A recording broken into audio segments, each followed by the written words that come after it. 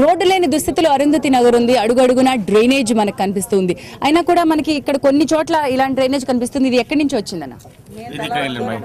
పైనుంచి వస్తే గుర్రాలకి నీళ్ళు వస్తుంటాయి. ఇదంతా రోడ్డు ఖరాబ్ అవుతుంటే అది బర్దశి కాక వీళ్ళు ఏం చేసినంటే రోడ్ అన్న కాలంలో మనం కట్టుకుందామని ఇండివిజువల్ గా వీళ్ళు కట్టుకున్నారు ఇల్లుగాల్లో.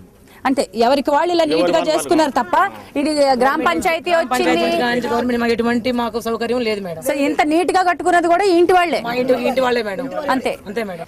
లేకపోతే అలా డ్రైనేజ్ రోడ్డు మీద పొంగిపోయారు. ఎంతమంది పడిపోయినరు, ఎంతమంది కాలేజీలు విరిగిపోయినాయి. ఎండ్లా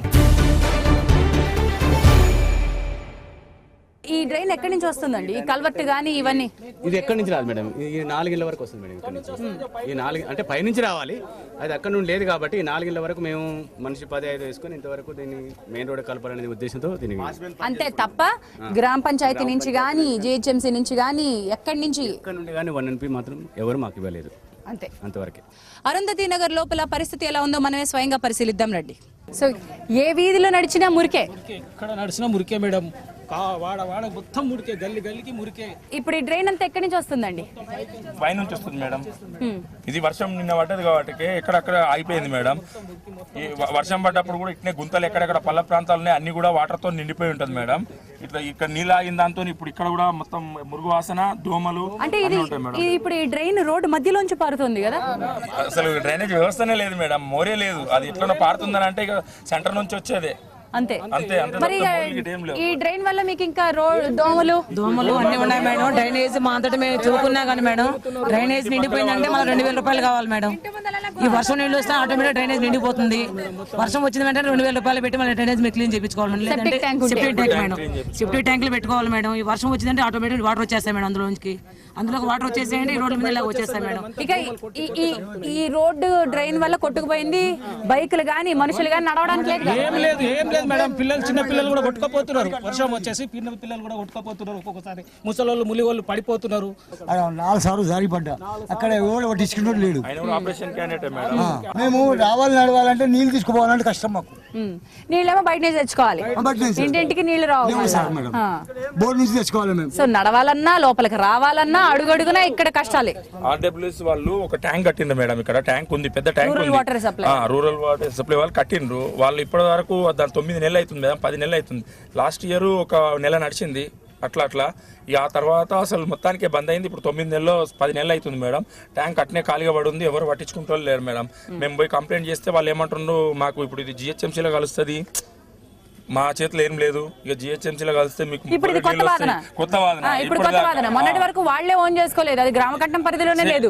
ఇప్పుడు అది జిహెచ్ఎంసీలో కొన్ని గ్రామాలు విలీనం అయితే అసలే దిక్కులేదు. ఇంకా తర్వాత పరిస్థితి అంటుండ్రు మేడం వాళ్ళు. మేము పోయి అడిగితే మీకు అన్ని అయిపోతాయి, ఇప్పుడు పొండి మీకు వాటర్ వస్తుంది, అన్ని వస్తాయి, పొండి జిహెచ్ఎంసీలో కలుస్తుంది, కలిసిందంటే మీకు మీరు అన్ని రోడ్లు అయిపోతాయి, మోరీలు అయిపోతాయి, మీకు అన్ని వస్తాయి అని అంటుండ్రు మేడం. మరి ఉట్టి మాటలు. మళ్ళీ ఇప్పుడు గ్రామ పంచాయతీ అవుతాయని అని మళ్ళీ అంటున్నారు.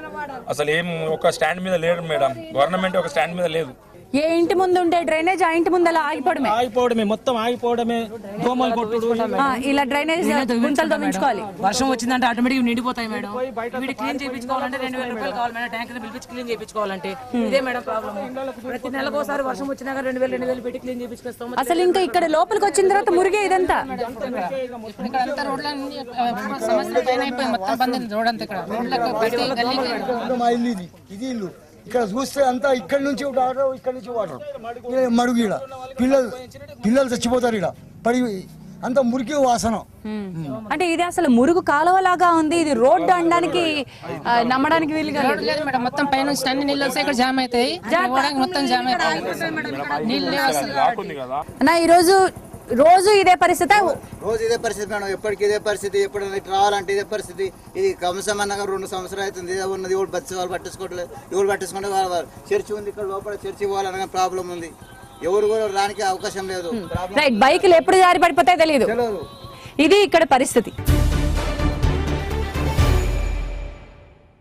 నాకు ఒక పైప్ కనిపిస్తుంది. ఈ పైప్ లో నీళ్లు వస్తాయా? ఇది ఇక్కడ ఎందుకు ఉంది? ఎవరు వేయించారు? ఇది బస్తీ వాళ్ళే మేము ఆ రూరల్ సప్లై వాళ్ళ లైన్లోకి వెళ్ళి వేసుకున్నాం మేడం. 500 రూపీస్ ఖర్చు పెట్టుకొని అందరూ ఈ గల్లీ వాళ్ళు వేసుకున్నారు.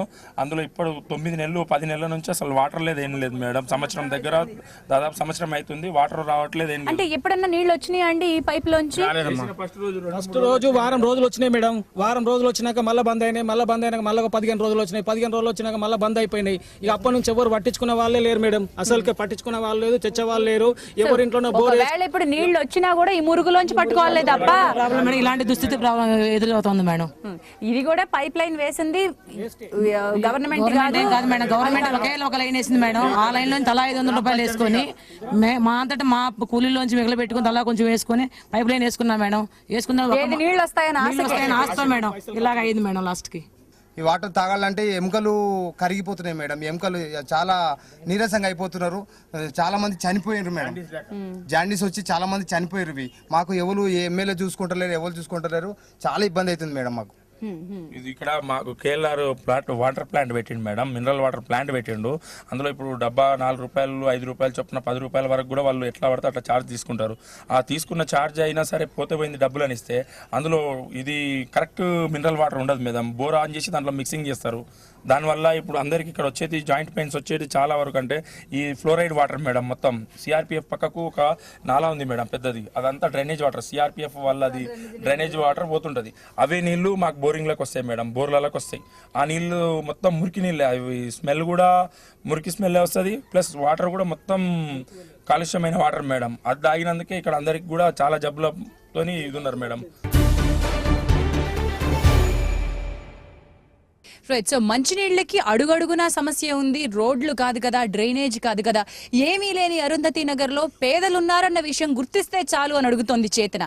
ఎందుకు ఇక్కడ పేదలు ప్రభుత్వానికి కనిపించట్లేదు? ఎందుకు ఇక్కడ పేదల కష్టాలు అధికారులకు వినిపించట్లేదు? ఒకవేళ కనుక ఏమైనా చేయాల్సి ఉంటే, బెనిఫిషరీస్ గా ఈ పేదల్ని గుర్తించాల్సి ఉంటే, ఇన్ని సర్వేలు చేసిన తర్వాత వీరికి రావాల్సిన పథకాలు, వీరికి చెందాల్సిన అభివృద్ధి సదుపాయాలు ఎందుకు జరగట్లేదని ప్రశ్నిస్తోంది చేతన. అడుగడుగున సమస్యలతో కాపురం చేస్తున్నటువంటి అరుంధతి నగర్ వాసుల కష్టాలు చేతనలో తిరిగి రేపటి ఎపిసోడ్లో మనం తెలుసుకుందాం.